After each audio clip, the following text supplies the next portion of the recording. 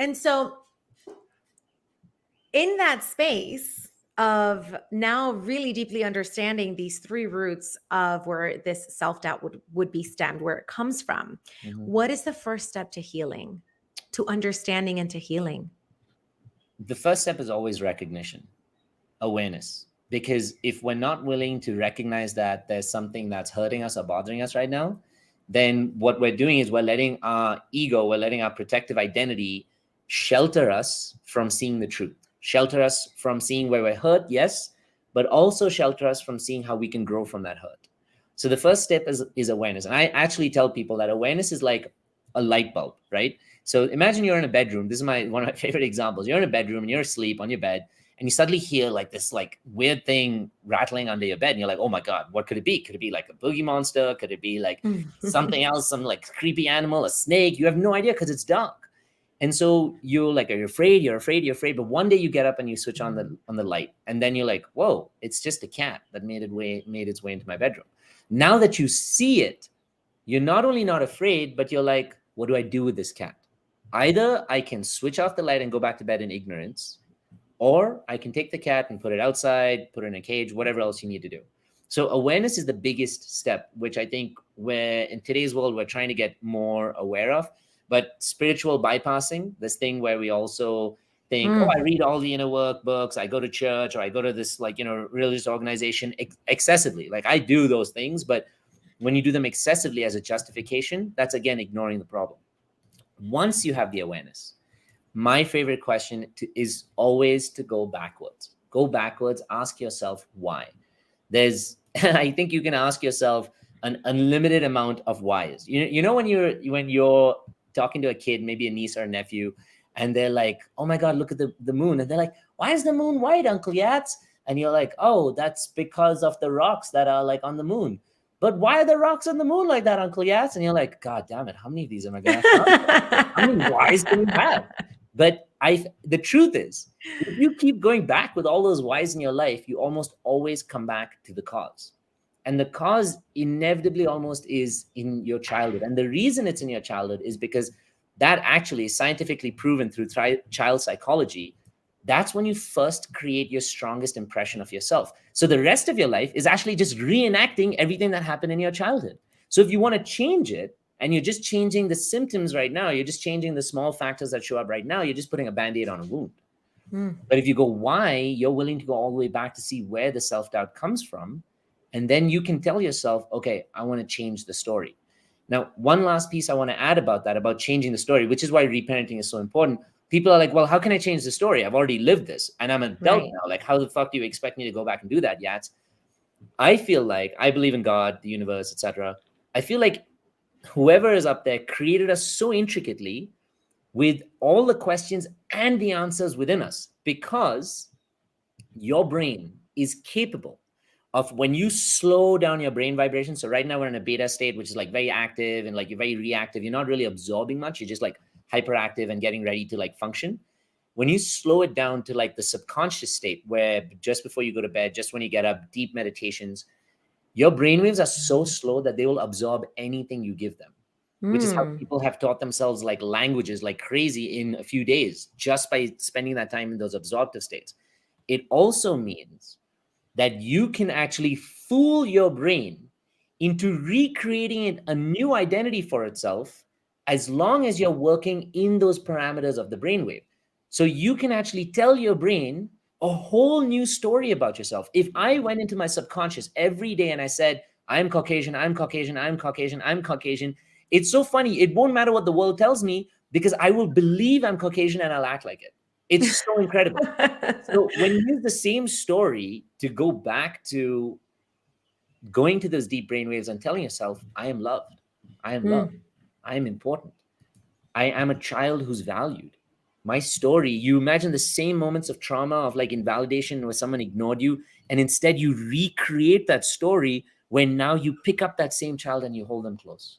You rub their back gently, you hold their hair, you kiss them, you say, you're so important to me, I love you so much. So the same child who's invalidated in those moments, you instead give them the opposite, which is support, love, care, understanding, recognition. And you just watch. It's so crazy. Your brain starts to think now, wow, I'm worthy of support. I'm worthy of love. I'm worthy of validation. Why? Because I'm changing the story I believe about myself. And ultimately, that changes who you think you are yourself. Mm. That changes how you show up in the present moment. It's beautiful. I see, like, I have people coming into my groups, like men and women, and it's so amazing to see some of these really big guys, who, like, stereotypically we think have no emotions. We take them through an inner child thing. Everybody's inner children are so fucking cute and loving. It's insane. That's why when I see people, when you were talking about your story as a young girl, I saw your inner child like this because I meant to. I trained myself to. And I see these big people with these small little inner children. And you can just see when you take them so deep in their conditioning, they're like rubbing themselves like little kids, just making them feel loved. And it makes you feel so full because when these people come out of it, they start living in a whole new way. Mm. Start feeling that love, living that love. It's like they're drinking the Kool-Aid that they've made themselves, but it's fucking good Kool-Aid, you know? Yeah, man. Because we've had so much of the other Kool-Aid, Exactly. We've had so much of the unworthy Kool-Aid. We've had so much of the I'm not enough Kool-Aid. We've had so much of the I have to do it a certain way in order to be accepted, or I have to be a certain way. I have to talk, dress, look, eat Mhm. a certain way in order to be accepted, in order to be worthy of the opinions of others, of the love of others. That Kool-Aid, it don't taste so good and it gives me Yeah, heartburn and I am done with that shit. And so it's exactly. why I love the work. I love the work that you're doing. And I think it's so necessary because it starts within, it starts inside. It starts in like you said, awareness, right? First Yeah. being aware of where our beautiful cracks are, right? Like I Mhm. hate to use the word broken because something that's broken, it's like, oh, you can't fix it. It'll never be the same. But they're Exactly. just beautiful cracks, right? Mhm. And through these beautiful cracks, we can let in lights and we can let in knowledge and power and love and use that to become better and to become stronger, right? And eventually that will heal those cracks, right? And so you said awareness is step one. Where Mhm. would we go next after that in healing and in overcoming this self doubt and the trauma of self doubt? I think the important aspect I haven't touched on is in, all of this stuff we're talking about the mind, we forget about the body. But a huge Mm, part of like trauma or unconscious trauma is in the body and how the body's actually saved these memories, how the body's so used to acting this way that it's going to keep acting this way. So the nervous system and regulating the nervous system are so tremendously important because take for example a moment when you get triggered, right, and you suddenly get triggered by a partner or like you needing to put in something for work or someone like invalidating you somewhere, and when normally you just like fly off the bat, if you instead can regulate your nervous system to say you are safe, you're not threatened, you're not in danger, this is just fear. When you're able to like through that subconscious process like regulate your nervous system, what happens is you process this trigger a whole different way. So now that's step two, because think of a dysregulated nervous system like, oh my god, like fuck you, they're the ones doing it, blah blah blah. Sorry, I use a lot of cusses on this, by I the way. really don't care. I So, cuss like a fucking sailor, also. Go for it. Awesome. I love it. But when you now regulate the nervous system, think about it as that angry genie who was blocking Alibaba's tomb, and he's refusing you, like, for you to get in there.